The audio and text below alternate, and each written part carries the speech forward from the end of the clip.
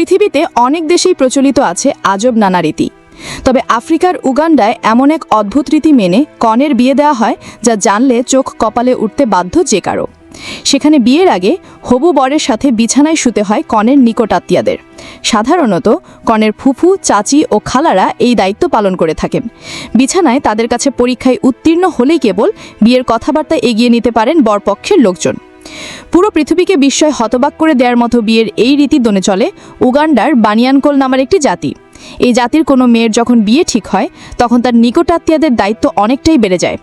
পরিবারের একান্ত আপন মেয়েটিতে যে বরের হাতে তুলে দেবেন সেই বরকে যাচাই বাছাই না করলে কি চলে? হবু বর আসলেই মিলনের উপযুক্ত কিনা তা পরীক্ষা করে দেখার দায়িত্ব দেওয়া হয় কনের নিকট আত্মীয়দের। আর এই পরীক্ষার জন্য তারা নিজেদের বিলিয়ে দিতে বিন্দুমাত্র দ্বিধাবোধ করেন না।